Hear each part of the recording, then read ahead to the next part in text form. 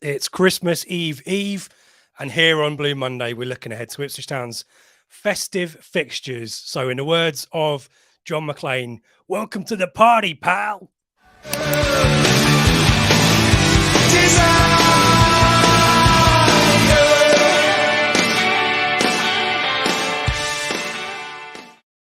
Ho, ho, ho, and welcome to the Blue Monday podcast discussing Ipswich Town up or down since 2015. I'm Richard Woodward, and you're tuning into the Prematch show brought to you in partnership with our friends at the Greyhound Pub in Ipswich. We're available every week on YouTube video and podcast audio. And tonight we are festively live. So we want to hear from you joining me. You love Die Hard, don't you? You bloody love Die Hard. Seb Brown, how are you? I'm all right, mate. An excellent intro. I watched it last night, actually. It was the annual tick-off of watching Die Hard and Christmas. When you said in the words of John McClane, I got a little bit worried for a minute, thinking, what line were you going to come out with? But no, absolutely love Die Hard. Brilliant film, and it's definitely a Christmas movie, despite what some people may say. What's your favourite Christmas? Is that it? Yeah, it probably is, to be fair. We've been choosing, me and my partner, we've been choosing each night to, one of our choice the closer it gets to Christmas. And I wanted to keep that one until the day I finish work. So that's probably my very favourite, also along with the Muppets Christmas Carol, which is my guilty pleasure. And of course, Home Alone and Elf. I was going to say, no mention of Home Alone. Took a while. Home Alone 2 as well. A rare instance of a sequel being as good, if not maybe better than the original. And I got a Talk Boy somewhere as well. I should have brought that out with me, shouldn't I? And that should have been my intro. You could have reserved a room at the Plaza Hotel in a deep voice.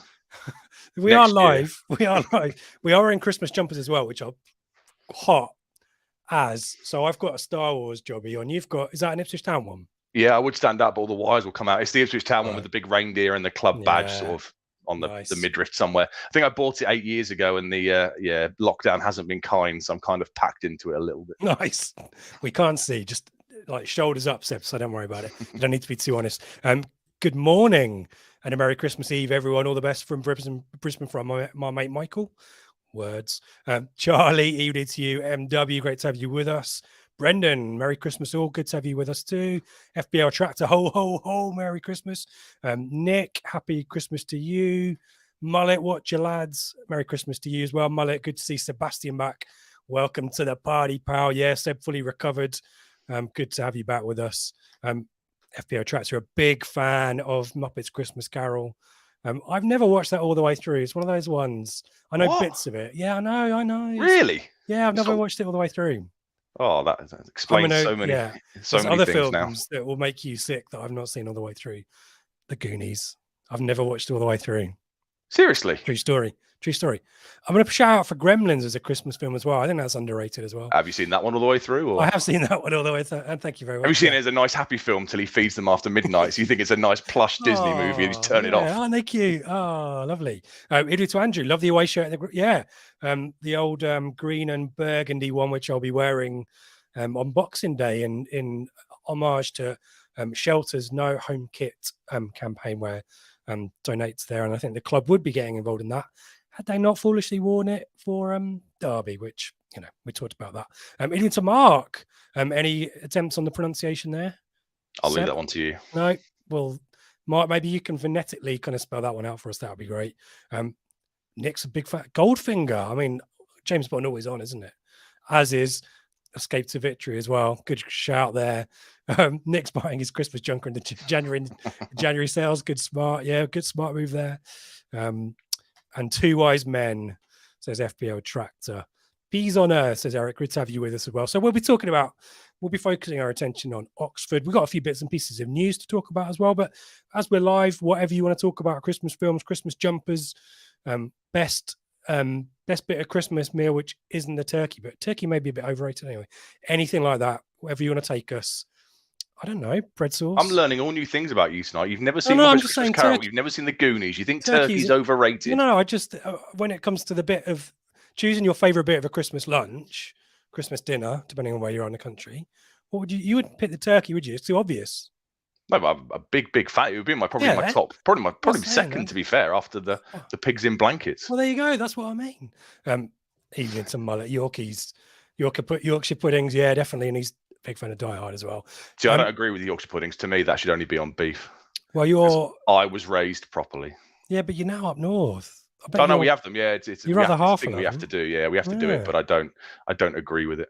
Do it properly. So if you are worth mentioning as well, obviously this is going out live, so do get involved in the chat, but we know that people will be watching this over Christmas as well. So if you're watching this, particularly watching it on Christmas Day, and we know Christmas Day isn't necessarily exciting or fun for everyone, a lot of pressure, a lot of noise, a lot of people might be working as well. So this show is for you. We hope that everyone has a restful and relaxing Christmas as much as possible. But we're just going to talk about football, hopefully be an hour or so of distraction. But we hope you are well whenever and wherever you're listening to us. And we will be back over bits and pieces over Christmas as well. So there'll be plenty more from us. But do look after yourselves and have the best time that you can possibly have. Let's talk about football, though, for a second, Seb. Boxing Day game coming up. When was the last time Ipswich won on Boxing Day? It wasn't 3 years ago because we drew 0-0 and I was there with Gillingham. So it must have been, because I'm a bit of a nerd, so I probably know this. Oh, it was Luke Chambers in the 90-something minute against bloody hell QPR. Yeah, 2000 and oh man, I thought I was really 16. That must have been 2015-16 season. Yeah. So last year no game, year before no game. Yeah. 3 years ago Gillingham 0-0. 0-0. Year before that 18-19. For some reason we didn't play Boxing Day either. We played Borough on the 29th, but we had a gap. I can't remember why. I thought we played away at Millwall and lost. Maybe Grant that Ward, was it. Grant Warren did his ACL, I think. There might be a gap on Wikipedia then. I think that rings a bell. I think it was around that time of the year. Grant Ward got a pretty bad injury, and we certainly didn't win. No. But yeah, Millwall was on the 1st of January. Oh, okay. I thought it was. Oh, that was at home. Oh, God. Yeah. And then fair enough. Yeah, 0-0 QPR, 2-0 to Fulham. Previous to that, and of course the 14-15 was top of the league at 4-2 at Brentford, wasn't it? Yeah. Well, were you there for that? Did you go to that one? I was there. Yeah. Outstanding. Top of the league for 2 hours. That was a good outstanding. And then that 2-1 against QPR, Chambers 90 +2, as you said. We then beat Brighton at the Amex a couple of days later. So Daryl Murphy. 26th, 29th. So nice symmetry there. But yeah, not a great. We usually play at home, but not a great record in recent years. But largely out of logistics rather than anything else. So well done. You were much better at that than I was expecting. That was disappointing. Never mind. What else have we got? Macana square cream over mince pies, and also in the ear of a family member. There you go, Michael. There's an Aussie tradition for you down there. Yorkshire pudding on Christmas dinner. We've still our mullet set. Yeah, we're all here we go. Well done, MW. FPL's a southerner. He's doing it. There you go. Madness. Nick, happy with a plate of pigs in blankets and veg. There you go. Even to Kiel, I'm saying, from all of us to you, Merry Christmas from Ipswich Town Sports Club of Norway, and to you guys. How do you say Merry Christmas in Norwegian? That's what we all want to know. Evening to David, great to have you with us as always. Evening from Chile, NYC. Yeah, 0 degrees. Going through this kind of polar vortex thingy as well, isn't it? Winter bomb, isn't it? I've been seeing videos on TikTok all day. People throwing boiling water in the air and it just instantly evaporates. It's incredible. Jason, evening to you. McKenna expecting an exciting game. Think it'll be another part of the bus. Well, Seb's got plenty of stats to corroborate that thought, maybe. And 14-15 season, what could have been? Yes, hopefully we will learn our mistake from the January window. Merry Christmas to you, David. Let's talk about bits of transfer news or anticipatory transfer news, shall we? Massimo Luongo, Seb, and Jack Taylor are being linked. Your thoughts on those two? Yeah, obviously Luongo, it was announced he's been training recently, hasn't he? He's still contracted to Middlesbrough, and obviously we've got that link up there with Michael Carrick and McKenna being ex-compatriots at Man United and good mates, I assume. So yeah, it ticks a lot of boxes. You know, he played last year for Sheffield Wednesday. I was kind of surprised he didn't get snapped up last summer because he's of a good age, of a good pedigree. You know, I was quite surprised that he's not featured at all for Middlesbrough. I can't proclaim to know much about their central midfield situation, but I would have thought he's the kind of player that would have, yeah, of course, the kind of player that would have got to move somewhere. So if he's happy to come in on maybe a 6-month deal or maybe a 6 month with a 1-year trigger if we go up, then I've got no issues with that. We're going to need a body, to coin my favourite phrases, to replace Don Ball. Obviously, he's out for the season, unfortunately. Evans is now working his way back to fitness, so it's an area we need somebody. And if it happens, I've got no real issues with it. I thought he was okay 10 years ago, would it have been?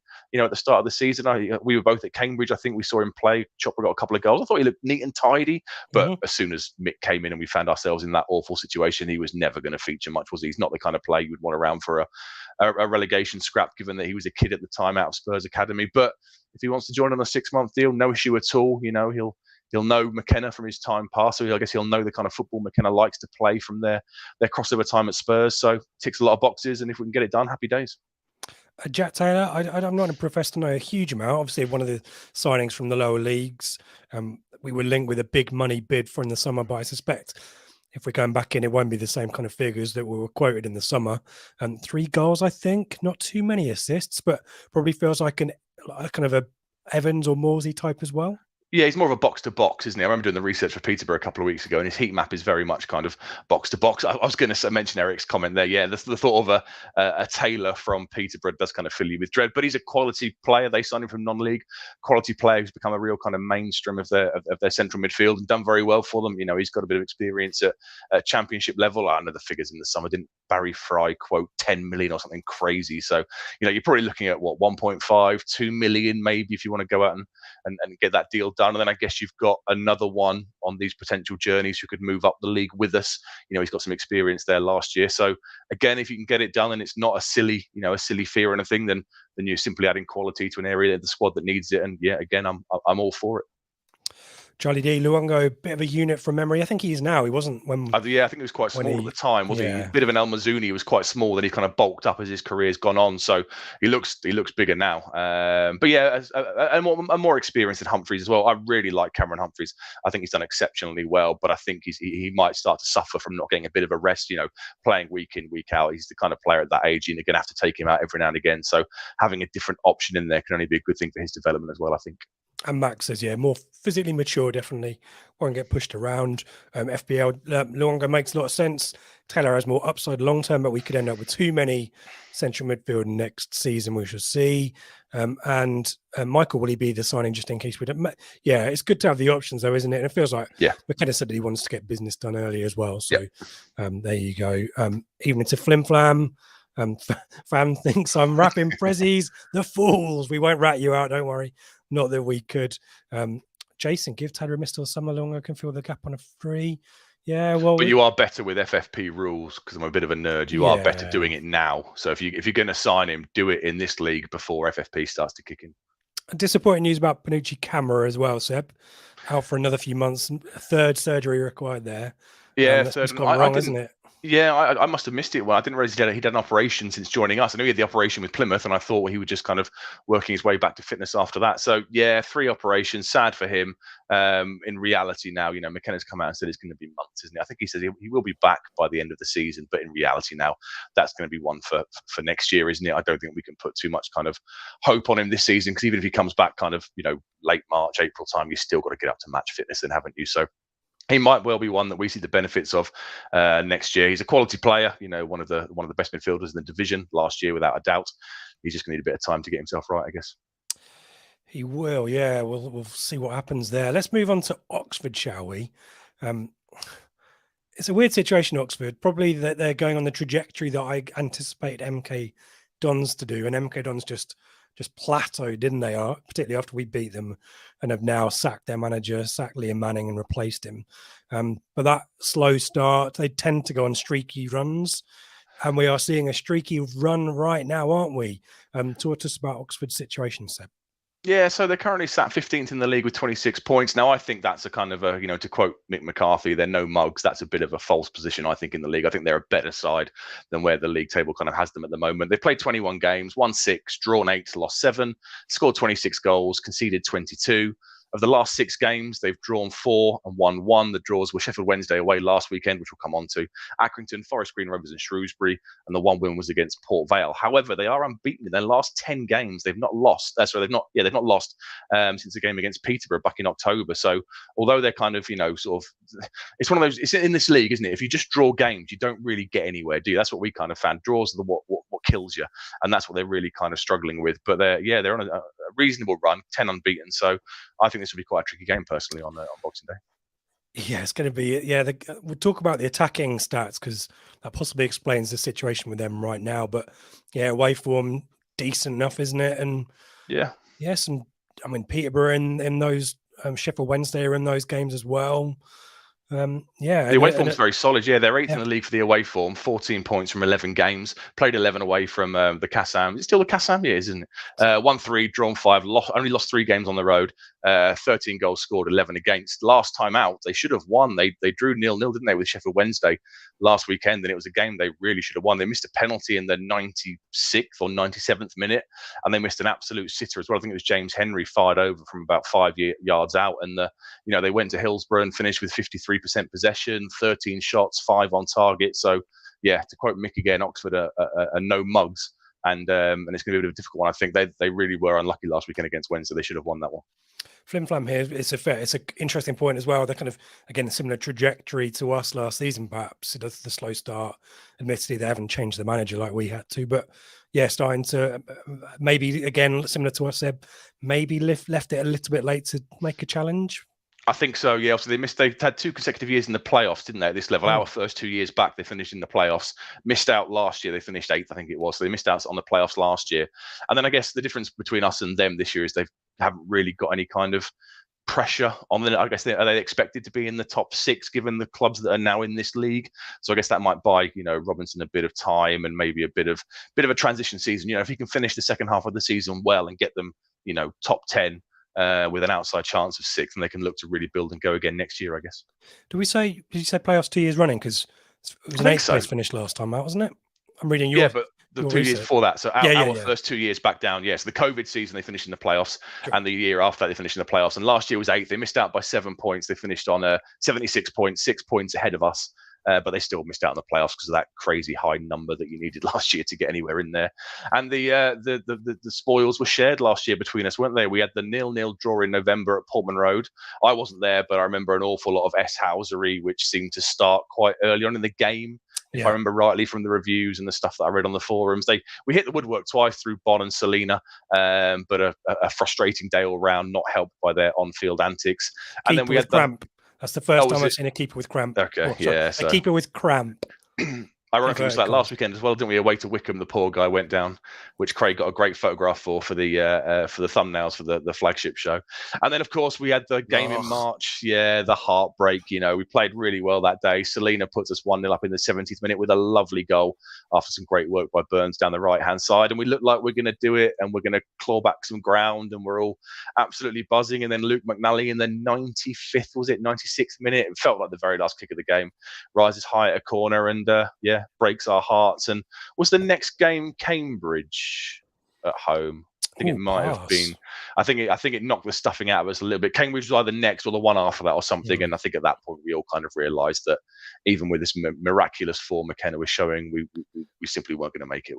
And we'll come back to these weird scorelines we've got, these binary kind of 0-0, 1-1-1, 0-0, 0-1 scores that we've got with Oxford at the end. But yeah, examples of those there last season. David, to his usual generous antics, thank you so much for the super chat, David. We appreciate that. Merry Christmas to you. Thank you for your generous support throughout the year. You are a star, really, David. Thank you. Thank you for that. Michael, worried about the big crowd effect on some players if we start to leave. You seen that, Seb? It's going to be a big one, isn't it? It's going to be the highest of the season, they reckon, so far. So I guess, I mean, I found McKenna's kind of comments a bit strange today. I don't know if he's trying to put a bit of pressure on them to say they're, an attractive side, because all the games we've had between us since we've come back down would suggest the exact opposite. Like you said, we'll come on to these weird results between the two of us, but I wouldn't associate, when I think of the sides that would come to Portman Road and kind of have a go with the likes of, I guess, Peterborough, maybe a bit less after we saw them last weekend, but before the season, MK Dons, the kind of sides that would come and have a go. I don't think I'd have Oxford in that bracket personally. I think I'd have them in the kind of the Fleetwood, the Morecambs, the Cheltenhams, who will come and try and frustrate and kind of get the crowd on the players' backs and stuff. So I was surprised by McKenna's comments. Yeah, I've been disappointed whenever we played Oxford as well. Even the game at their place last season, the 1-1, we should have absolutely battered them, shouldn't we? And the fact that ended with a 1-1 draw is just, it was one of those ones at the moment at that time where we just couldn't really deal with that. And Max here, still haven't figured out how a team with so much possession in our box against so many teams parking defenders get so few penalties. Yeah, I mean, the numbers don't add up to a side without amount of penalty box entries should be getting way more. Jason, need plenty of shots from outside the box on Boxing Day. Well, I don't think we will, Jason, to be honest. We might need it, but it's not. Is it? No, it's not how we do it, is it? It'll be the fullbacks to the byline and look for cutbacks for the greater XG kind of chances, I think. But we'll talk about us later on, and we want to get your predictions as well. And we'll talk about Portsmouth too. So if you want to get thoughts about that game in, but we'll stick with Oxford for now. Talk about Carl Robinson. Seb, give us some stats about him. Yeah, been there since March 2018. So he's managed 258 games, won 116 of them, drawn 56, lost 86, so 1.57 points per game. I guess he's best known for his spell at MK, isn't he? Where he got them all the way up to the championship in the kind of 15, 16, was it 16, 17 season? So that's where he's best known from. Spell at Charlton as well. I quite like him. Didn't he sign a 5-year deal on the back of their playoff campaign the second season? I think he signed a big deal and they kind of stuttered a little bit the following season, so I don't mind him as a manager. I find some of the antics and stuff frustrating, obviously, but he's generally done a decent job wherever he's gone. Yeah, I'm not sure I'm a fan anymore. I quite liked him because of the tactics a little bit. Yeah, okay. He always, Streaky Carl is what I've consistently called him. They're on a really positive streak right now, don't get me wrong. I'm just not, I don't know. There's something about him that doesn't convince me, put it that way. And the failure in the playoffs maybe is a symptom of that. Who knows? Maybe I'm being overly critical. Who knows? Let's talk about his style of play then in his formation. Seb, it's a 4 at the back, isn't it? Yeah, 4-3-3 is what's been used most this season. They've used that 11 times, and it's been a 4-2-3-1 on 5 occasions. So it's basically the same thing, isn't it? You just advance one of your central midfielders slightly more forward. So he's pretty much set in his ways. And the key players, I guess, we'll discuss the 5-year deal. Yeah, how long has Lambert got left to go? Actually, he's got 2 years left to go after New Year's Day or whatever it is. Seems crazy. Probably still being paid by us, isn't he? There's probably some settlement. I remember was it Alan Pardew signed a 7-year one once and got sacked a little while later. I think Moyes was quite a big one at Man United as well. But yeah, these guys who are still probably getting weekly wage. It's crazy, isn't it? Crazy when you think about it. Probably paying Lambert's mortgage, aren't we? Yeah. Yeah. Talk to us about the key players. Then we'll see in a usual pre-match. We'll go into a bit more detail, but there's a kind of handful of key names that we want people to look out for. And there's one that everyone will know the name of. Cameron Brannigan, obviously, is their main guy, linked with Blackpool this summer. And I guess quite a few of us thought he might finally make the move up a division, see how good he really is. But he elected to stay. I think he signed a new 3-year deal and elected to stay. Yeah, close to the season starting as well. It wasn't it? Yeah, it was. He was linked with Blackpool, wasn't it? That's it, yeah, Blackpool, right on the eve of the season. He's their top scorer with 6 goals. He does take penalties. I got a bit excited because he went off injured last weekend against Wednesday, but he rolled his ankle in about the 60th minute or so. But they've come out this week and said he's fit and he's fine to play. So he's well schooled. He came through the Liverpool Academy, didn't he? So he's a classy player, averages 56 touches per game with 34 passes per game with an accuracy of 79%. So he will look to make them tick, and he's a player I really, really like. If we went out and bought Cameron Brannigan in the January window, I'd be absolutely delighted because I really, really like him. One player who's had a slow burn career is Billy Bowden. I caught my eye at Swindon. I think he might have been at Swindon and went to Preston. And it never really worked out. And he went to Oxford about 3 or 4 years ago. I think it's been a while there and never really featured. Then last season, I think he started to feature a bit more. And this season made a lot more of a contribution, hasn't he? Yeah, doing well. He plays either wide right or wide left in the front 3. 3 goals and 2 assists so far this season. He's also got 2 red cards this season as well. So I don't know much. I don't know if he's a hothead or what the circumstances around the red cards are. But yeah, he's clearly got a bit of a trigger to him. But he's doing well this season. He'll play to one side of Matty Taylor, who will be the number 9, who is still around. He's not doing amazingly this season. I think he's only got 2 goals in 15 games or so. And Marcus Brown is like to be the other player of the front 3. So him and Bowden will be either side of Matty Taylor. Brown's got 1 goal and 3 assists so far this season. So they're the 3 threatening players, with Brannigan slightly behind, looking to dictate play. Is Brown another ex-Preston? I might be wrong about that. Don't know. The name rings a bell anyway. Other names you want to mention? There's some big names that people should know, aren't there? But yeah, names people will remember. So yeah, James Henry's 33 now. I think best known for his time at Millwall, was it? I want to say. Yeah, he's the guy that missed from about 5 yards out at Hillsborough last weekend. He comes off the bench generally these days. And Yannick Wiltshire, who I seem to remember gave Luke Chambers an absolutely torrid time once for Wigan. Would it have been? Yeah. Wigan, he's 31. He's a bench option as well these days. And then you've got Josh Murphy, who I had to remind myself was a one-time £11 million. Yeah, he went from Norwich to Cardiff for 11 million quid in 2018 or 2019. So they have got a bit of quality there amongst the subs. Murphy was the player who missed the penalty last week at Sheffield Wednesday. I think he's only started 1 game this season. He's very much a bench option, but for a player that once went for 11 million quid not that long ago. A bit like Alfie Mawson actually last week, wasn't it, for Wickham? Sometimes if you can reinvigorate these guys, then you've got a hell of a player on your hands. I was going to ask you about Alex Gorin because I remember talking about him twice last season as being a key player. Poor and guy. was recovering from an ACL, and he's Yeah. out with something different now. Yeah, another bad injury, probably out for the season. He's done his, I don't know if it's his ACL again or a secondary knee injury, but yeah, poor guy was working his way back to fitness, and he's out for the season. It's looking like that was confirmed this week. And they've also got Carl Joseph, who is a centre forward. I guess they were looking to kind of eventually look to replace Matty Henry. He's on loan from Swansea. Matty Taylor, sorry, he's on loan from Swansea. 5 goals. We started well, but he's out with a knee injury as well, an ankle injury, sorry, as well. So he won't be featuring. Let's talk about the kind of style of playing, some stats, and bless you, David. Thank you for my praise for my Star Wars Christmas jumper. I guess the one that surprised me most, and possibly chimes with our experience of playing Oxford, was 46.8% possession, at least for away matches. I don't think the home's much better, which is the 14th highest in the league. 67% passing accuracy. I had them down as a possession-based team. I did, but seemingly not. I did as well. I agree. That's how I remember his sides playing when he was at MK and Charlton and stuff. And what we've played in the last few years have been traditionally very tight games. And like you, I had them down as a keep the ball kind of side and knock it around, and maybe some of the Lambert era kind of passing around a back four. But that would then breed better passing accuracy. So likewise, I was surprised with those numbers. And but they are quite high for dribbles, and that's the wide players certainly. So no surprises there. But clean sheets, not great. 3 clean sheets all season, only 1 in their away matches. The shots conceded per game isn't terrible. Do concede a lot of fouls though. Maybe more of this kind of shithousery. You talked about 3 red cards is the joint worst in the league. Most fouls conceded. Yeah, so maybe there's a little bit of an edge to them, Seb, a little bit of a nasty I think so, yeah. I mean, they average 13.7 fouls per game away from home, which is the top of the league. It's the worst defenders in the league. And like you said, 3 red cards is the joint worst in the league as well. So I think they've got a bit of an edge about them. I was trying to find some stats, like ball in play kind of stats. I looked last weekend for Wickham and couldn't find any. And likewise for these guys, I couldn't find any either, because I think that would be quite an interesting one based on the memories and the experiences we've all got from them. On attacking stats, I'm surprised they're 19th for big chances created. So clearly not creating a massive amount of chances, but 8th for expected goals. So when they do create chances, they tend to be good quality. So presumably middle of the goal, that kind of stuff.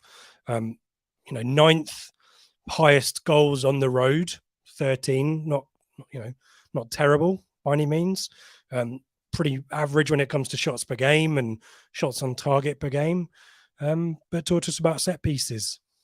Yeah, 31% of their goals away from home, which is 4 out of the 13 they've conceded, have come from set pieces. So they are vulnerable. And obviously we were before last weekend. I'm not sure if we still are. We were at one point the best from set pieces in the division, weren't we? So that could be a real avenue of opportunity for us tomorrow as well. Am I right in saying that's both sides of the coin, though? They do score a few goals from set pieces too, though, yeah? They do as well, yeah, they do, yeah. So 4 of the 13 goals away from are scored from set pieces, but 33% of them are conceded from set pieces. So they are strong in, decent in both boxes. Sorry, decent in the attacking box, not amazing in the defensive box. So talk to us, let's summarise things then with Oxford. It's not going to be possession v possession. It'll be probably consistent with the experiences that we had against them last season. We know that we've got a history of these kind of binary 0-0, 1-0, 0-0, 1-1 kind of score lines. And I'll get you to give us a stat on that in a second, or at least some history on that. Here's Carl. I think the key Boxing Day is scoring early. We can't allow them to get comfortable and set in their defensive shape. Equally, we need holds on to the lead, unlike Fleetwood. I mean, that's the lesson from Wickham as well, isn't it? So it's score first. We seem to say this in most weeks now, don't we? That is critical, but I think what's also more critical is getting the second goal. That's what we haven't done recently against the likes of, was it Lincoln? We scored early. Wolfenden, scores early a couple of weeks ago. Fleetwood, Wolfenden scores early, but we don't then take it to that next level and get the second one, which makes it a much, much harder obstacle for the opposition to come back. I think, if we concede at 1-0 up, then suddenly all these sides have got something to kind of cling on to and hold on to. And if we see that on, God forbid, if they score first on Boxing Day, it could be a real slog. But if we score first and then we equalise, they will suddenly have something to grab onto, and they will use all the tricks in the book to, kind of wind the crowd up and start going down and take ages over goal kicks and throw-ins, etc., just to try and kind of, eke out the results. Yeah, FPL tries to low position, high dribbles, trying to attack on the break. That sounds, certainly viable. Yeah, sit back and then counter quickly. So we need to have our heads about us, don't we? Do you want to give your kind of key takeaway, Seb? You mentioned the like we've said, I wouldn't expect a rip roaring 3-0, 4-0 game. Of the 6 times we've played them since we came back down, there's been 4 0-0 draws, a 1-0 defeat right before COVID curtailed the season back in 2020, and last season's 1-1 draw at the Kassam in March. So it's not exactly a game that's normally traditionally rife with goals, is it? It is not. And have you got a stat here about goals conceded? Yeah, their 22 goals conceded overall is the 6th best in the league, and exactly the same as ours. So they're not a side that ship goals either. That's both home and away for them, but they're not a side that ship goals either. So yeah, I would be staggered if there was any more than kind of 2, 3 goals in this game. Got a stat for you though. What is memorable about the last time we beat Oxford at Portman Road? Should I give you the era? It's February 1999. So 98-99 season then? Yes, something memorable in the game happened. Was that one of the 5-0ers? No, that was the year before. Oh, was it someone in goal? No, again, that was the year before. That's the Johnson hat trick, the 5-2, I think it was. No, this one is famous for a piece of footage which disappeared for the Marlon 20 Harewood. years. Yeah, it was the Marlon Harewood. The miss from a yard. I was disappeared there for 20 years. I was there. It was down your end in the South Stand, wasn't it? No, so this game, I got a half season ticket for a few seasons, and then before that we bought tickets in random bits in the ground. And I think someone got us a ticket in the Cobbold stand.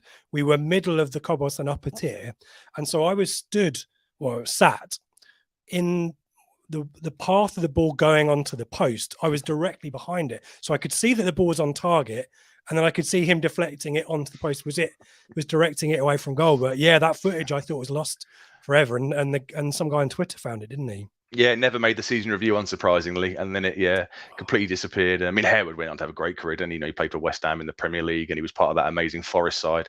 But yeah, that's what he's best known for. It's probably the worst miss I think I've ever seen. I was there. I sit in Block F by the control room centre thing, so I'm almost right in line with the goal down there at the 6-yard box, and yeah, I think it must be the worst miss I've ever seen. Carl, we'll finish this before every bit. Thanks, Seb, setting us up for a deal. Yeah, written all over it. Hope not, Carl. Hope not. Early goal and score more from there. We will be back after this. Innovation Labs is business hub and co-working space with strategic locations across Suffolk. Our aim is to foster innovation, entrepreneurship, business growth, and the development of an AI centre of excellence in Suffolk. Monthly hot desks are available from just £79. For more info, head to innovationlabsgroup.com or contact info@innovationlabsgroup.com. Innovation Labs, providing support for businesses across Suffolk. Locations in Stowmarket, Ipswich, Sudbury, Woodbridge, with more to follow. Let's talk about us then, Seb. We know who's not going to be available generally. Jack's jumped. Evening, Jack. Odds on Harness suddenly reappearing. Well, we think he might have been the 19th man last week. He was definitely doing the warm-ups. What's your take on selection choices we've got here? Thoughts on Aluko? I think it's doubtful that, McKenna's kind of downplayed Denessian and Wolfenham, but it wouldn't surprise me if they start. What's your take? Yeah, so I guess if we work from the back out, so we know Walton will play. Denessian and Wolfenham, I'd be surprised if they both play. If not, I guess Edmondson, I thought looked pretty decent when he came on against Wickham last week and added a bit of urgency and tempo and ball playing from the back, so I'd have no issue him starting it alongside Burgess. Vincent Young, I guess, will be the right back if Denessian doesn't make it. Central midfield, I know Evans came on for, was it 20 minutes, 25 minutes against Wickham, but I'd be surprised if he started. They've kind of got to ease him back a little bit, haven't they? So I think it will still be Humphrey and Morsey in the middle of the park, and then I guess you've got the 3 behind the striker, and I think Aluko will play. I think it's a game for him where you're going to want people who can break the lines and look to make killer passes. If they kind of sit with a bit of a low block and look to frustrate us, then he's the kind of player I would want on the ball, looking to kind of dictate play and make things happen. I guess that would then mean Burns on the right of him, Chapman on the left, like he was against Peterborough when McKenna discussed having him in a slightly wider position to affect his penalty box entries. And then I guess, will it be Jackson or Ladapo up front? I thought Ladapo was excellent against Wickham, I have to say. I thought he was unlucky with that one at the end, that deflected one that would have been a carbon copy of the Plymouth goal, but his general hold-up play I thought was superb. I just didn't think there were enough bodies getting into the box to kind of help him out. So for me, I'd start Ladapo again personally. Jackson, I think, can offer stuff in a wide position with his pace, but not through the middle for me personally. I'd have Ladapo up there personally. I wonder whether he might go Jackson. I've got an inkling. I don't know why. Do you think? I agree with you about Ladapa last week, by the way, but yeah, for some reason I quite like what Jackson did in the second half against Peterborough. And maybe if you think about if you are playing a Luco to release killer through balls and stuff, then I guess maybe you want Jackson's pace on the end of that, don't you? Yeah, who's I just need to check who's in the back line for Oxford. Got Kieran Brown's the left back, isn't he? Finley's the yeah. captain. He's one of the centre backs. The right back, I've forgotten the name He's of them. 27, so he's a unit, and then Long as well, Sam Long. Sam Long, so, yeah. So they should, they might not be done by pace then. Who knows? But yeah, it'll be interesting to see that one. And I think I agree with your assessment on Aluka. I just wonder whether Evans might start. Do you think? I just wonder whether. Do you not rest him up a little bit and maybe look to bring him in for Pompey? Maybe. I think it's more of an assessment from McKenna about Humphreys. Are these kind of games the games for Humphreys? I'm not so sure. I think Humphreys is good against the better teams in this division who are going to play football. If Oxford are not going to play football and they're going to clog up the centre, they're going to try and waste time and shithouse. Do you want Humphreys in there? I guess he did well enough at Port Vale, didn't he? About that kind of stuff. But yeah, that's my only thought. And I wouldn't be surprised if Harness is back on the bench either as an option. And if it's going well, he might get 10 minutes into the game with a look to give him kind of longer time against Portsmouth on the midweek game. Well, give us your thoughts in the chat as well. We want to hear from you. We're going to go to a few people who have given us their opinions there, but do let us know what your team would be. Who would be your who you're starting up front, and Edmondson or Wolfenden or Denassin or whoever, and does Harness get a go? Who knows? Give us your thoughts. Yeah, we talked about Jack's thoughts there on Harness reappearing. Jason here. All teams know how to play against us. Park the bus and hit us on a set piece. Yeah, I mean, that is appearing to be our frailties at the moment, isn't it? But as always, I have complete faith in McKenna to learn these things, analyze them, adapt, and yeah, hopefully we'll go back to that how what's the word? How good we were at keeping clean sheets and defensively sound we were for the first third of the season. Surely that wasn't a fluke. We'll get back to that hopefully sooner rather than later. And losing Wolfenden and Denassin last week had an effect, didn't it? On the it did, yeah, it did. And obviously Keogh goes off at half time as well. So you've got a very makeshift back four throughout that Wickham game.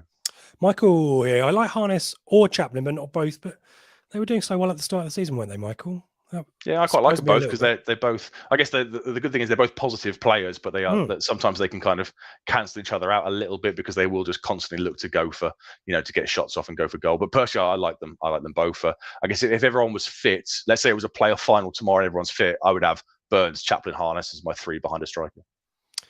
I think I agree. Yeah, a lot of people were speculating that your Oxford trivia was the game where Kieran Dyer scored with a broken leg, but that was definitely Watford. Smithy here. I remember after Mika Hyde broke Dyer's leg, the stadium announced after Kieran's mum to go to the changing rooms. We knew it was bad. Also, the goal where Mark Vina scored Thunder B. And David Johnson's first goal back after his cartilage operation with the white ball because he couldn't score with the yellow ball from December to whenever it was February. So couldn't score in the Premier League and couldn't score with a yellow ball. Yeah. Wow. Thank God he got us there, though, eh? He got us over the line, didn't he? Although didn't score in the playoff final, did he? Or the playoffs? He was injured. Whatever. We've had this debate for 20 years. Let's not bring it up now. Let's not fall out at Christmas time again.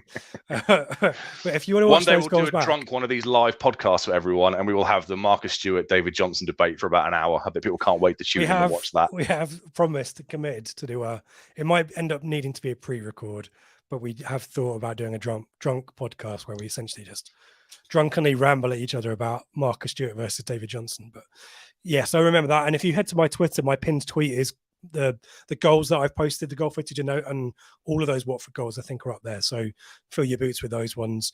FPL Chat's definitely going to see some rotation. Yeah, your thoughts on so you're definitely thinking Evans for Pompey. Yeah, I just think an away game, maybe more physical. I guess we'll discuss Pompey in a minute, and we're not sure what their managerial situation will be. But if we assume that Danny Cowley is still in the dugout, we know what kind of game that will be. And I just think of the two, I'd rather have Humphreys at the home crowd against Oxford than I would away at Fratton Park. I'd bring Evans back for that one alongside Morsey, personally. Max is going for Evans from the off. It depends on fitness. I thought he did look a bit rusty when he came. What was he out for? Was it 2 months? Something like that, yeah. 6 weeks, 2 months. Yeah, it was a decent chunk out, wasn't it? Yes, it was. Yeah, I think he missed 9 games. I think I know a couple of them were cup games and stuff, but yeah, I think that would be a big ask. But obviously, as we know, if they're back training with the first team, they're pretty much back at match fitness because we train as we play, don't we? So if he's been training for 10 days now with the first team, then potentially he's getting warm, isn't it? If he's training with the first team, then maybe he can come back in. But if he could guarantee to start one of them, I'd have him at Fratton Park personally. Fair enough. FBL Jackson means the defence naturally go deeper. That's creating space for Luco. Thought, yeah, okay. Mullet still continuing. I'm going to disappoint you, Mullet. Will Keane will not sign in January. You don't think? No. Why would he? He's playing in the Championship. Isn't he out of contract at the end of the season, though? And they're not giving a new deal, are they? If Wigan stay up, he'll stay there, won't he? I guess. I'm not sure he fits in with how we play. That's my biggest concern. Ever since I don't remember him as a runner or a presser. No, good player. But from what McKenna wants from a striker, it tends to be leading from the front, pressing, that kind of thing. I don't remember him being the most athletic and the most kind of, that kind of player personally, but it might have just been how Lambert utilised him as a target man and hoofed the ball to him for a season and a half and then wondered why. Look how Liam Richardson looked at him. Merry Christmas, by the way. How's Andre Giselle getting on as well? Never mind. Eric, go for a Luco. FPL Tractor going for Evans. 5 subs means it's easier to sub people off. Mullet's going for Morsey and Evans in the middle. Edwards, Chaplin, Aluko, off Ladapo. Yeah. Also, you wouldn't play Burns. That's interesting. He's been off it, hasn't he? He has been off it recently. But I don't think it was his best day last week, was it? For me, I love Edwards. I think he's a brilliant player. I think he's perfect chaos. But every time he started, I don't find him as effective as when he comes off the bench. So for me, he would remain a bench option for now. Eric going for Evans. Yeah, a lot of support for Evans. Michael, I hope Morsey gets his shots on target rather than pulling them for a while. He's due one, isn't he? He's not scored for a while. He's due one. I remember the Forest Green goal. That was quality. Charlton. Moving on. He's the Stockport Berbatov. There you go. And Keane's one of the top scorers in the Championship beyond us for the minute, says Jack. Maybe a good summer signing, depending on where we are. And whenever someone says agree with Rich, there's always a strong likelihood of the comment ending up on the screen. So thank you, Jack, for that. Let's do some bits and pieces of news before we finish with Portsmouth and anything else that you guys want to talk about Christmassy wise. We will keep you posted with what we're doing in terms of shows and stuff like that. And there won't be a flagship on Sunday, certainly.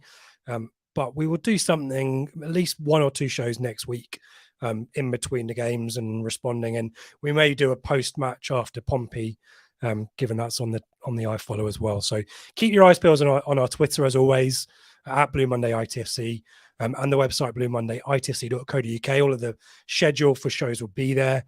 Telegram group, if you want to know what's going on, that's an also good option for you as well. The match day chats will be alive and kicking during Boxing Day on the 29th as well. Free for a couple of weeks, so now's a great time. And then a subscription thereafter. Merch, I'm not sure when our next promo is, but we'll no doubt put a promo out there and get some discounted Blue Monday merch. And we've got our giveaway as well, Seb. Win FIFA 23 or don't get a subscription to Telegram and win free access for the rest of the season. All you need to do is identify one of our 2 Crispitwich Kringles. It was easy when I wrote it down. I haven't said it out loud yet, so Cripswich Kringle? Yeah, Kringle is what I'm trying to riff on there. So we just need you to identify one of the 2 Cripswich Kringles. one of the 2 Santas. And if you want to give us the Christmas pun related to their names, they are related, which is why we chose them. What, to each other? Need to do, not related to each other, no. All you need to do, and one's for the kind of our era, Seb, and one's for the kids, the likely kids who are going to be playing FIFA 23. All you need to do is email us bluemondayitc@gmail.com and tell us, identify one of the 2 Santas. If you want to do both, fill your boots, and we'll announce our winner after the game on Boxing Day, a copy of FIFA 23 on Xbox, or one of 2 passes for free access to the Telegram group. And we love having people on the Telegram group, don't we, Seb? Absolutely, yeah, it's absolutely brilliant. We've had the World Cup group open for the last 6 weeks or so, and now we'll get back to kind of focusing on the league stuff and the Premier League stuff when it makes a comeback. It's great. It's a brilliant community. It's not the meltdown that is Twitter. It's a nice, respectful place where the debate rages pretty much 24/7, and it's absolutely fantastic little community we're building. So please come and give it a go. You won't lose anything. If I won that competition, I would have Telegram ahead of FIFA personally, because it brings much more joy than FIFA would. And you don't have to get the new copy of Telegram next year either. So there you go. Yeah. I thought you'll never rage quit and throw Telegram against a wall like I probably did many times unless you're me in the early 2000s. A little bit of house rules. I thought you were going to drift into song then. It's a magical place. Here's the time of year for it anyway. Let's go back to the chat before we talk about Portsmouth. Carl, I think Evans back on the side will allow Morsey to make the third man runs, breaking lines like the start of the season. I feel he's done that less with Humphreys alongside. FPL, I agree with Rich, that agreeing with Rich means you're likely to get your comment on the screen. There you go. Proof if it were needed, their FPL. Michael, do you think they'll push Humphreys into one of the number 10 roles, Seb? No, I don't. No, I think he would drop out and become a bench option and come back in when, Morsey's on 8 bookings now, is he? 9 bookings. He's got a 2-match ban pretty much imminently. I think might be his next booking or 2 down the line. So he'll be needed again to come back in for there, depending on what bodies kind of join us in January. I think he's done brilliantly. I think he's done really, really well. But I would worry about burning him out a little bit. I thought he looked a little bit lightweight against Wickham last week. Obviously, we know Wickham are a big physical side. I think he's an excellent player. I think he's going to have a great future in the game. Hopefully that'll be with us because he looks like a real gem. However, there would be times when I think it's more beneficial for his development to have him sit out a week maybe and not risk any kind of burnout, And also let's remember that Evans and Morsey have played hundreds of games together, haven't they? That's true. For Wigan at this level, they've won leagues, promotion with Wigan and stuff. So you've got that natural kind of sync there as well. So he's done superbly. He's done a brilliant player. I prefer him as a central midfielder, not a number 10 or one of the ones behind the 3. But sometimes he might just have to drop out a little bit and kind of, have his development aided that way. Eric, straight to the point. No. We'll see. I think he can play on the left though, if needed, Humphreys. So we will see there. But yeah, I think that covalent bond. Morsey Evans, I think, and David. Let's not forget. Evans was probably in the running for Player of the Year, wasn't he, before the injury? Certainly Still in the top be. 2 or 3. Those big switches out to the fullbacks was a hell of a weapon in the first kind of up until he got injured, and we've missed that. Thank you, David, for advocating for Telegram on our behalf. We highly recommend it and enjoy it as well. But thank you as one of the great community there. Thank you for the kind words. Let's talk about Pompey then. Max here, hoping that Pompey don't. Yeah. Cowley until we play them, smack them 5-0 and send Cowley off on start. There's a little bit of a rivalry there. I don't like Pompey anymore either, Seb. That kind of, we talked about it earlier in the season, the whole cash money bags ITFC and all that nonsense and their shithousery. I've used that 3 times today. I'm going to have to put an explicit mark on the podcast audio for that. But their antics really don't like it, and it's not going well there at the moment, though, is it? Well, no, but do you remember we did the pre-match show for the game back in October, whenever it was, and we said all their stats are kind of 10th, 11th, 12th. They are pretty much mid-table for all their stats, but at that time they were flying high, and we kind of said you'd like to think they'll naturally kind of get found out, and that's exactly what's happened, isn't it? Let's be honest, they've been on an awful run, culminating with the dreaded vote of confidence this week in the manager by the owners. They're currently sat 10th in the league. They've won 7, drawn 8, lost 4, goal difference of +4. They are 23rd in the 6-game form table with 4 draws and 2 successive 2-0 defeats to Wickham and the coupon buster that was MK last weekend. I don't think any of us saw, even with the new manager bounce at MK, I don't think any of us saw that one coming. They haven't won at Fratton Park in the league since the 13th of September, which was a 2-1 win over Peterborough. So that's closing in now on over 3 months now. So you can understand why the natives are getting restless. They are very streaky. Before that, they'd won 6 on the bounce. They drew with Plymouth. They lost to us, and that kind of triggered off a bit of a capitulation and a bit of a dodgy run of form, and only 1 win in the league since then, which was away at Forest Green, who are kind of one of the whipping boys. So it is not a happy place at the moment, is it? Not a happy home life. Moderately better in the cups, aren't they? Did you get the grass stains out of your trousers? Yeah, including knocking us out of the Pizza Cup. So they're still in the FA Cup as well. So weirdly, they are reserving their best form for the Cup. Wait, what didn't they win the Pizza Cup last year? Have I imagined that? Or was it 2 years ago? I think they won the Pizza. The Pizza Cup. Yeah, I think they won it one year when they were down here. So I think they beat Sunderland. Yeah, in the final. So yeah, they've got form in that competition. But yeah, the owner came out, didn't he? The quote was, "These moments are when you support your manager, and that is why we are giving Danny our 100% support. We really believe what we have inside the building will negate what has been a difficult period." So yeah, I think once you get the dreaded vote of confidence from the owner, the writing is very much on the wall. They're away at Exeter, aren't they, on Boxing Day? So let's have a solid 1-1 draw there, will do. And then, yeah, we'll batter them 4-0 or 4-1 like it was last season. And Cowley gets sacked on the Friday morning. That'd be nice. Yeah, worth mentioning that win last season, which was, up there with the Wickham away performance. It's just weird, unexpected wins that we never built on really under Paul Cook. But yeah, he was under pressure at that point, if I remember rightly as well, and turned it around. But I think that was the game where one of his old Pompey journalists, as he walked in, didn't he have a bit of a to and fro with one of the old journalists, I think. He said, like, can you please write something positive tonight, or something like that. I can't remember. And yeah, that was around the time when I thought if we were to lose it, then Cook might be in trouble a little bit earlier than he was. But yeah, we really took that night. Didn't we? A 4-1 victory. Apart from that result, our record at Fratton Park, I can't remember it being decent at all. Personally, I was going to quickly look that up while you. We were there 3 years ago in the torrential monsoon, and we lost. We lost 1-0. They scored an absolute thunder bastard from outside. I think it was Ronan Curtis just after half time, and Chambers got sent off, and Nsiala had to be subbed after about half an hour because Ellis Harrison was tearing him a new one. But apart from that, I don't remember our record there being amazing. No, well, we had, a big old gap in the fixtures. A lot of FA Cup ties in there, but prior to the noughties, we were pretty dominant over them. Okay. Before that 4-0, we beat them in the league in February 2012. Michael Chopra scored. Okay. I don't remember that one at all. No.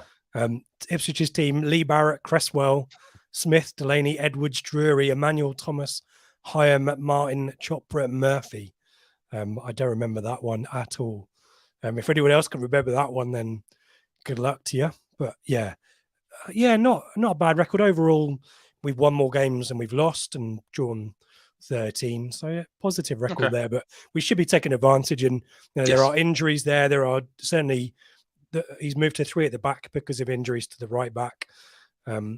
And the goals and assists are drying up as well. This is the story. They need to utilise the League One Harry Kane, don't they? But they're not doing it for whatever reason. They have him on the books and they're not using him. So Colby Bishop is still the top scorer with 9 goals, but he's not scored in December yet.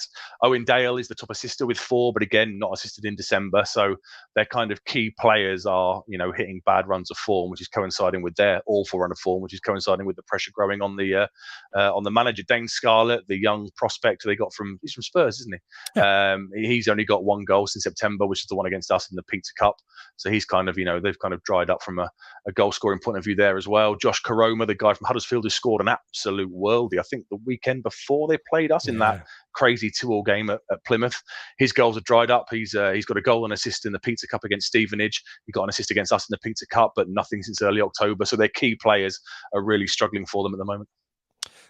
And the rest of the stats kind of tell the story in terms of their position in the league. They're kind of competing where their XG would have them in the league table. They're 9th overall for expected goals. They're 12th best for clean sheets. Surprising stats. They're 5th for average possession. For nearly 55% possession on average per game.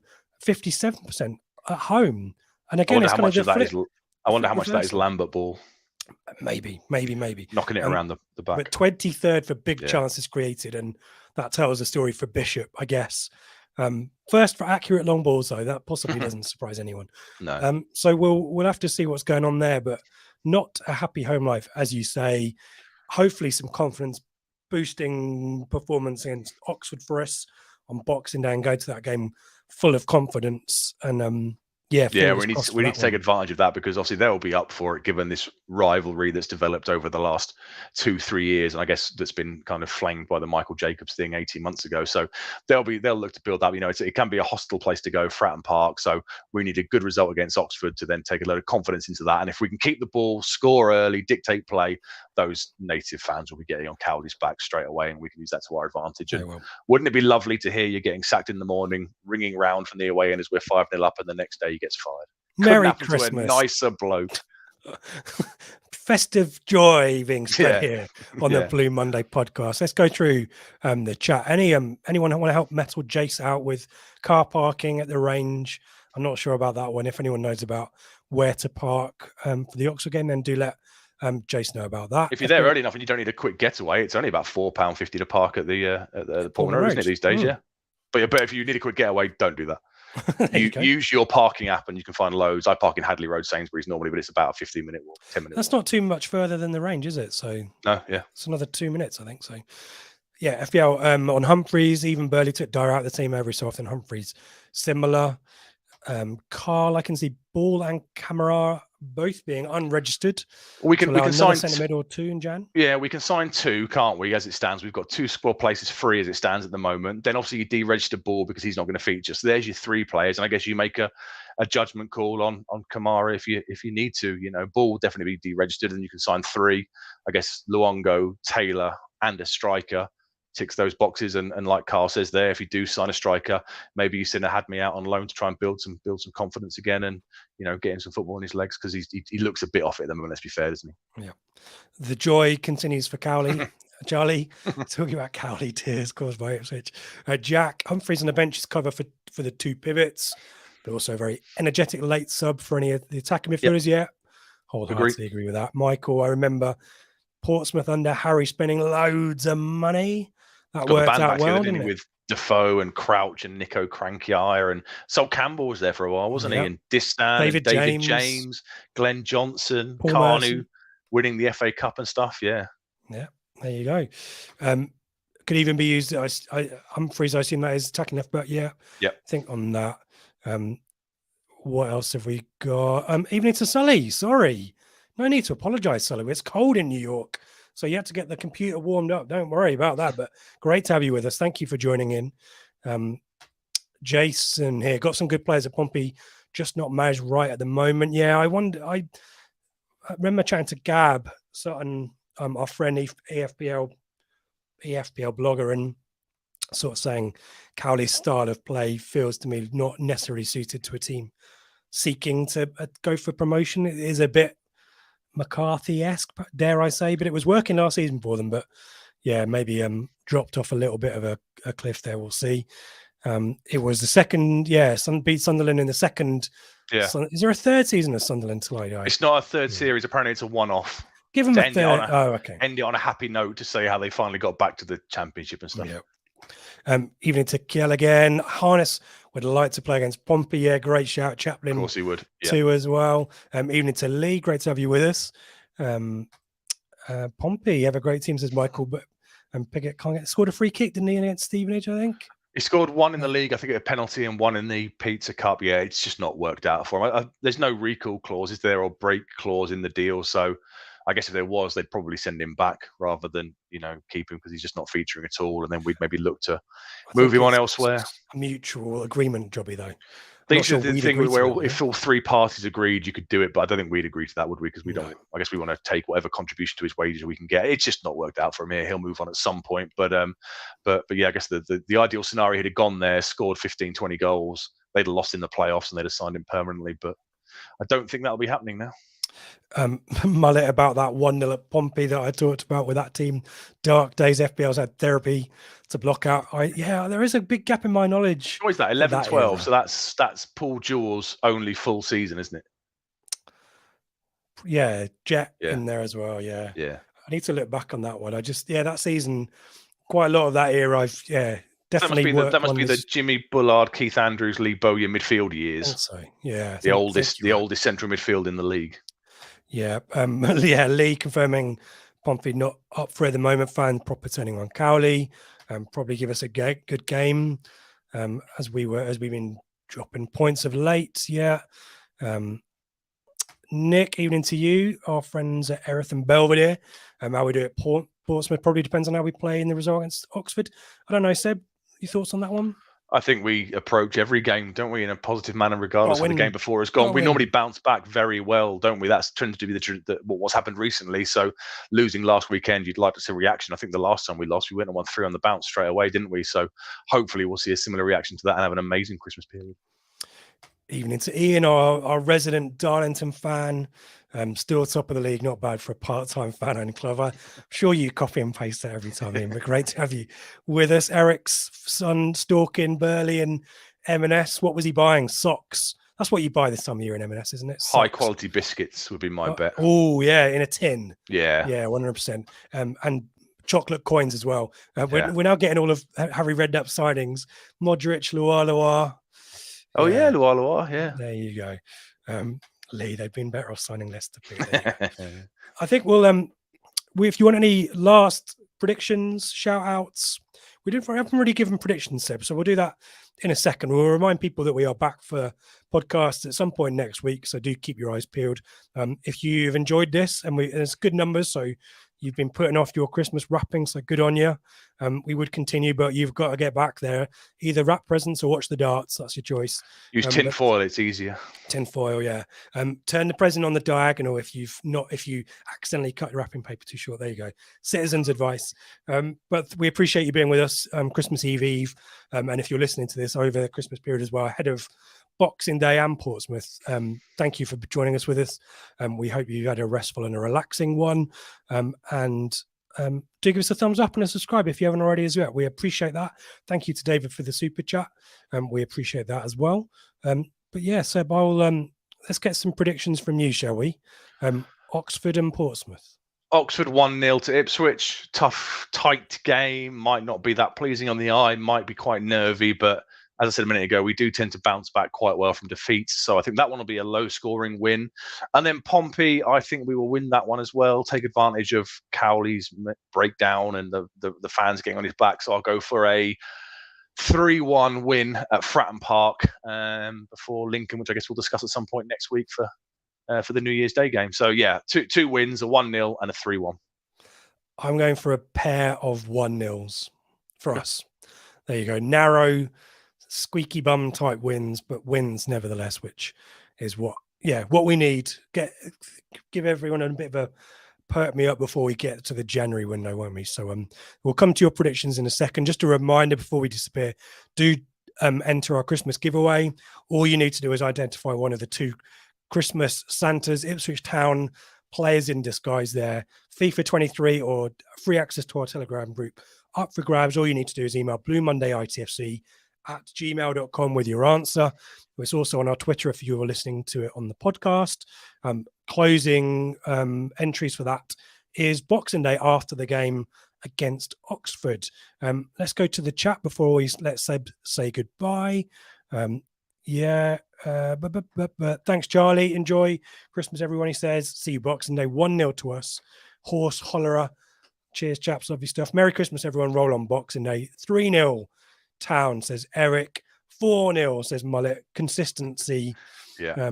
Presumably, if we sign Will Keane, that'll become every week 4-0. Will Keane hat-trick and Morsey, I assume. Ladapo will be relegated. Flim Flam, 7 points from the next 3 games, 9 points even better. Lee, nice win Boxing Day and happy Christmas, guys. Happy Christmas to you as well. FPL Tractor, given the binary nature of recent games, the Oxford, I'm going for a 6-5 with 4 goals from that. I'm really glad for your benefit, FPL. We didn't do predictions this week, and nothing suspicious about that. I just couldn't. No, clearly not. No, I won 2 weeks ago, and you didn't acknowledge it last week, and then presumably Joe must have won last week, and it's not even mentioned this week. So yeah, there we go. Nothing sinister, folks. Exhale. And that's why I'm the host. I can do what I want. Carl, prediction, Town 1-0 Oxford, Morsey and Wolfie bookings over 6 quarters for Town. Request a bet? Yeah, very specific. Love that. Jack's going 0-0. Oh, come on, Jack. He's a bit worried. Tim remembers Horizon in that Pompey team. Oh, yeah. Alex going for a pair of 2-0s and a partridge in a pear tree. Michael, I'm going for a mad 5-2 win for Oxford and a 2-1 loss at Portsmouth. There you go. 2-0 at Pompey, says Jack. 3-1 Oxford, says Sully, and a scruffy 1-1. 2-0 and 2-1. Nick Beck, big win at home to Oxford in the beginning of a mega winning spree. We are due. Yeah, it'd be nice to go on a bit of a streaky run, wouldn't it? Horsewell are both 5-2 as per whatever season that was. We've got 2-0 and a 1-0 from Gail. We've got a 1-0 Pompey from Eric. 2-1 win. Oh, here we go. 2-1 win from Carl away at Pompey. Thanks, FBL. David's going for a 1-0 against Oxford, 2-0 at Pompey. And Mullet's Christmas wish is Will Keane. Will Keane hat-tricks every week, every weekend. There we go. And FPL, I definitely won predictions. There's a smiley face. I don't know if that's a... You'll never know, FPL. You'll never know now, unfortunately. I've lost the spreadsheet. We'll have to start again. Burwellian, we mentioned John Walters joining the backroom staff at Fleetwood. We haven't mentioned that. I'm not sure we've got much of an angle to that. So apart from good luck to him. Yeah, very much so. Good luck to him, like you say. I'm not sure what the link. I don't know if he knows Scott Brown from a previous life. I'm not sure, but yeah, good luck to him. You know, it's his technical director role there, isn't it? He's also a link up with Waterford in Ireland as well, isn't there? So I guess he'll be looking to facilitate player trading between the two and develop some youngsters. So yeah, very much good luck to him, and hopefully he does well there. Max going for a scrappy 2-0. Jason 3-1. Max going for scrappy 2-0 at Oxford. Pompey 3-1 to us. Michael, Merry Christmas, everyone. Enjoy the cold. Merry Christmas to you, David, as well. Great pod, Eric. Thank you, everyone who's joined us tonight. Merry Christmas to all of you and yours. Look after yourselves. Hope to see many of you next week. Carl, first time watching a live show from you guys. Enjoyed it. Thank you so much. Every Merry Christmas and bloody good 2023. Here's to a town promotion. I think we can all look forward to that. Merry Christmas, everyone, from me. Seb, Merry Christmas, mate. Thank you, as always, for all your hard work. And I'll let you sign off properly. And we lost at Wickham because Joe did something different. I shouted. As soon as I stopped recording, I said to Joe, that better not come back to haunt you. So you know what you need to do, mate. You know what you need to do. No pressure. Merry Christmas, everybody. Merry Christmas to you, Rich. Thank you for hosting, and hope everyone has a great time with their families and stuff. Here's to an excellent 3 points against Oxford on Boxing Day, followed by an excellent 3 points at Fratton Park in midweek. Come on, you Blues.